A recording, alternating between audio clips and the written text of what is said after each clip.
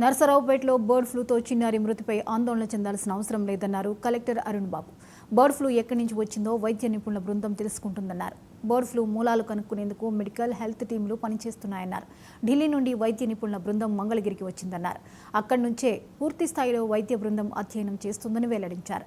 నర్సరావుపేటలో bird flu ప్రబలిన ప్రాంతాన్ని screening చేశామన్నారు. స్థానికులకు వైద్య పరీక్షలు చేశామన్నారు. ఈ ప్రాంతంలో ఎవరికీ పాజిటివ్ రాలేదన్నారు. అలాగే బర్డ్ ఫ్లూ లక్షణాలు కూడా కనిపించలేదన్నారు. ప్రజలు అప్రమత్తంగా ఉండాలని కోరారు. ఎవరూ భయపడాల్సిన అవసరం లేదని, ఆహారాన్ని హైజీన్గా వండుకుని తింటే ఎలాంటి సమస్యలు ఉండవన్నారు. నిన్న మొన్న న్యూస్లో మీరు చూసి ఉంటారు. ఈ బర్డ్ ఫ్లూకి సంబంధించి ఇష్యూ ఒకటి కొంత అది ఎలా జరిగిందనేది మెడికల్ ఆఫీసర్స్ కానీ హార్టికల్చర్ టీం అంతా తిరిగారు. ఒక 3-4 డేస్ నుంచి ఫీల్డ్లో తిరుగుతూ ఉన్నారు.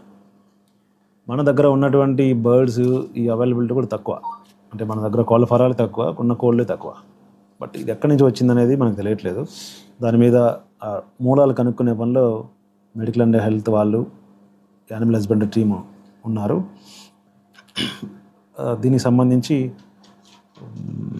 ఢిల్లీ నుంచి కూడా ఒక టీమ్ ఆఫ్ ఆఫీసర్స్, డాక్టర్స్, సైంటిస్టులు వచ్చారు. ఈరోజు మంగళగిరిలో ఉన్నారు. వాళ్ళు మన ప్రాంతానికి రావచ్చు లేదో తెలియదు. బట్ వాళ్ళైతే మన స్టేట్కి వచ్చారు. దాని మీద కూడా వాళ్ళు స్టడీ చేస్తూ ఉన్నారు. దీని మీద కూడా ఎవరు ఆందోళన చెందాల్సిన అవసరం లేదు. ఆ ప్రాంతం అంతా స్క్రీనింగ్ చేశాము, అందరికి టెస్టులు చేశాము. ఎవరు కూడా పాజిటివ్గా నిర్ధారణ కాలేదు, అందరూ నెగిటివ్ ఉన్నారు. ఎవరికి సింటమ్స్ కూడా లేవు. మరి ఆ పాపకి ఎలా వచ్చిందనేది కూడా మనం ట్రేస్ చేస్తున్నాము. ఏదేమైనా ఈ ఏమైతే ఇన్సిడెంట్ జరిగిందో దాన్ని దృష్టిలో పెట్టుకొని కొంతకాలం కొంచెం అప్రమత్తంగా ఉండవాలని మీ ద్వారా ప్రజలందరినీ రిక్వెస్ట్ చేస్తూ ఉన్నాను. ఆందోళన చెందాల్సిన అవసరం అయితే లేదు. కొంచెం శుభ్రంగా హైజీనిక్గా వండుకొని తింటే ఏ ఇబ్బంది ఉండదు. నిన్న మొన్న న్యూస్లో మీరు భద్రాద్రి రామయ్య సన్నిధిలో ఘనంగా శ్రీరామనవమి